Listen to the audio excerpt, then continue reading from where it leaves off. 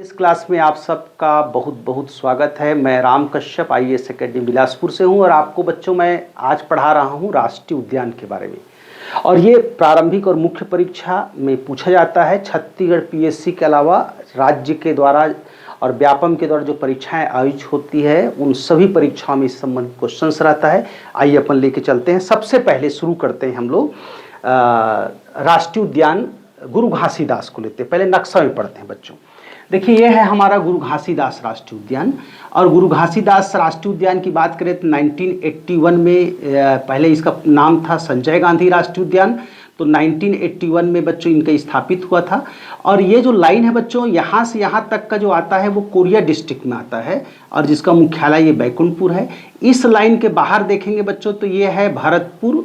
ये देखिए भरतपुर है ना, मनेन्द्रगढ़ और चिरमिरी का क्षेत्र आता है। इसका फैलाव यहाँ भी है, 2 जिला हुआ। और इस लाइन के इधर देखिए तो बच्चों यहाँ पर एक आता है बच्चों वो है सूरजपुर डिस्ट्रिक्ट, है ना। तो सूरजपुर डिस्ट्रिक्ट जहाँ पर तमोर पिंगला अभ्यारण्य दिखता है ये सूरजपुर है। इस तरह से गुरु घासीदास जो राष्ट्रीय उद्यान है प्यारे बच्चों वो 3 जिलों में फैला है। अब इसको मैं बोर्ड में आपको डिटेल पढ़ाता हूँ। आइए अपन बोर्ड में अब चलते हैं। देखिए बच्चों ये है हमारा गुरु घासीदास राष्ट्रीय उद्यान। नक्शा में देखिए तो ये 3 जिलों में है। एक तो भरतपुर है ना बच्चों, और मनेन्द्रगढ़ और चिरमिरी, ये 3 क्षेत्र जो है मतलब एक जिले में है। और उसके बाद ये कोरिया में भी है और एक देखेंगे बच्चों सूरजपुर। इस तरह से ये 3 जिलों में गुरु घासीदास राष्ट्रीय उद्यान है। प्यारे बच्चों इसका पूर्ण नाम संजय गांधी था। अगर इसका क्षेत्र देखेंगे तो ये 1440.70 वर्ग किलोमीटर मतलब लगभग 14 से 41 वर्ग किलोमीटर पर फैला है प्यारे बच्चों। अब ये राष्ट्रीय उद्यान के बारे में संक्षेप में एक बता दूं कि राष्ट्रीय उद्यान छत्तीसगढ़ के राष्ट्रीय उद्यान की संख्या प्यारे बच्चों 3 है। ये आरक्षित वन के अंतर्गत आता है प्यारे बच्चों, है ना। और खास बात यह है कि केंद्र स्तर पर वन्य जीवों का संरक्षण के लिए राष्ट्रीय उद्यान बनाया जाता है, इसलिए इसकी देखरेख केंद्र सरकार के हाथों में होती है प्यारे बच्चों। अब आइए मैं इनके लिए कुछ विशेष बातें मैं आपको और बताता हूं कि ये गुरु घासीदास राष्ट्रीय उद्यान में क्या क्या है। तो अगर आप देखेंगे इसमें जीव कौन कौन सा पाया जाता है तो जीव में एक देखिए बच्चों नीलगाय पाया जाता है, दूसरा बाघ पाया जाता है प्यारे बच्चों, फिर तेंदुआ और एक सांभर पाया जाता है प्यारे बच्चों। इस क्षेत्र में बच्चों जो इंद्रावती इस क्षेत्र की नदी की बात करें तो गुरु घासीदास जो राष्ट्रीय उद्यान की बात करें तो नदी यहाँ पर 3 है बच्चों। एक है बनास नदी, देखिए ये बनास नदी है। इसका उद्गम की बात करें बच्चों तो देवगढ़ पहाड़ी से इनका उद्गम होता है ना। ये माने इनका उद्गम क्षेत्र है देवगढ़ की पहाड़ी से। जो चिरमिरी भरतपुर जो क्षेत्र है बच्चों उस पर फैलाव है इसका। यहाँ पर एक नदी है गोपद नदी। अगर गोपद नदी की बात करें जो इसी क्षेत्र में बहती है तो गोपद नदी का उद्गम प्यारे बच्चों आमापाली के जो आमापाली एक जगह है प्यारे बच्चों उसके सोनहत पठार से होता है। और एक नदी और है प्यारे बच्चों जिसका नाम है नेयूर नदी। देखिए नेयूर नदी भी इसी क्षेत्र में बहती है।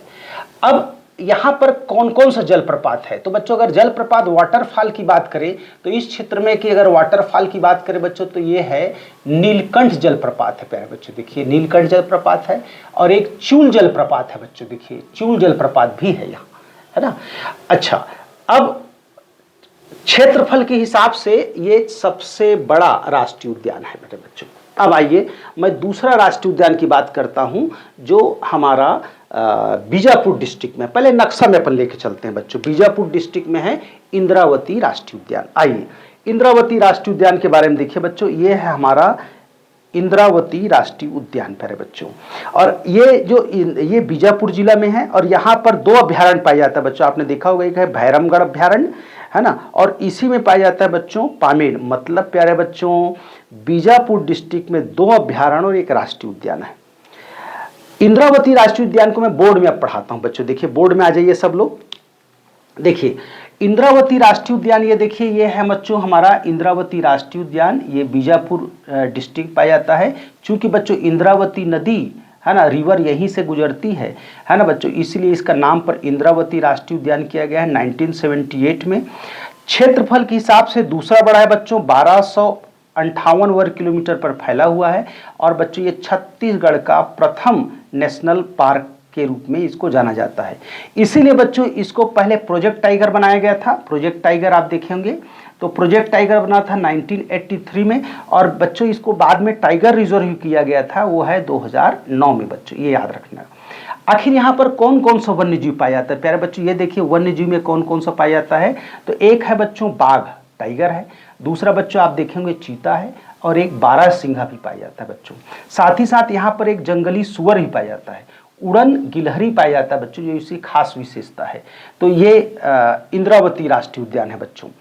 अब यहाँ पर इंद्रावती राष्ट्रीय उद्यान की एक और खास बात है, यहाँ पर बच्चों ये कुटरू गेम सेंचुरी है जो यहाँ पाया जाता है बच्चों, ये क्लियर।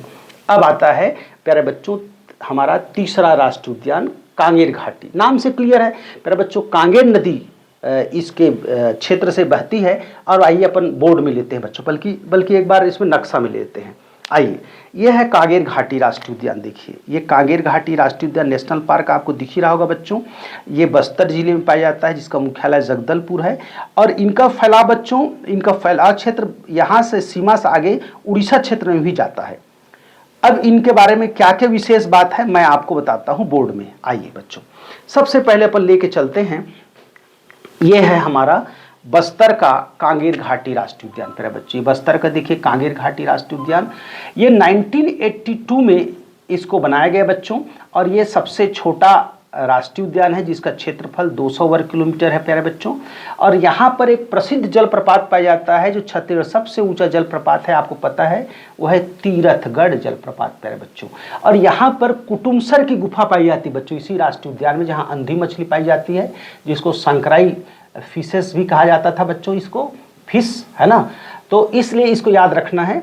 और एशिया का पहला बायोस्फीयर रिजर्व बच्चों इसको घोषित किया गया था, कब? 1982 से 85 के बीच, लेकिन वर्तमान में बच्चों ये लागू नहीं है, इसलिए इसको अपन छोड़ सकते हैं। यहाँ पर बच्चों प्राकृतिक रूप से मगरमच्छ पाए जाने के स्थान है बच्चों, है भैंस दरहा। आप देखिए भैंस दरहा, जहाँ पर प्राकृतिक रूप से मगरमच्छ पाया जाता है बच्चों, ये प्रसिद्ध है। और क्या क्या वन्य जीव पाया जाता है, यही परीक्षा में पूछता है। तो वन्य जीव में देखिए यहाँ पर पहाड़ी मैना, जो छत्तीसगढ़ का राजकीय पक्षी बच्चों, उड़न गिलहरी पाई जाती है, और रिसस आरएच फैक्टर, रिसस बंदर भी यहाँ पाया जाता है। एक खास बात है बच्चों, मैं और बताना चाहूँगा कि यहाँ पर कांगेर घाटी राष्ट्रीय जो उद्यान है, वहाँ पर बटरफ्लाई पार्क भी बनाया गया है बच्चों, इसलिए ये ज़्यादा चर्चित है। अब मैं संक्षेप में आपको इनके बारे में बता दूं बच्चों, एक बार फिर से लेते हैं। सब लोग ध्यान दीजिए, चूंकि बच्चों ये प्रतियोगी परीक्षाएं पूछा जाता है, प्रारंभिक मुख्य परीक्षा दोनों में, तो इसलिए राष्ट्रीय उद्यान को पूरी तरह से याद करना है, और बच्चों बिना देखे याद करके लिखना है। ये मेंस के लिए भी बहुत महत्वपूर्ण है, और बच्चों बहुत ध्यान से तैयारी करना है, ताकि प्रथम प्रयास में सफलता प्राप्त हो सके। इस और इन्हीं शब्दों के साथ कि आप सब सफल हों, आपके भविष्य बेहतर और उज्जवल हो, इन्हीं शुभकामनाओं के साथ मैं राम कश्यप आज की इस क्लास को विराम करता हूँ। Thank you very much all of you, thank you.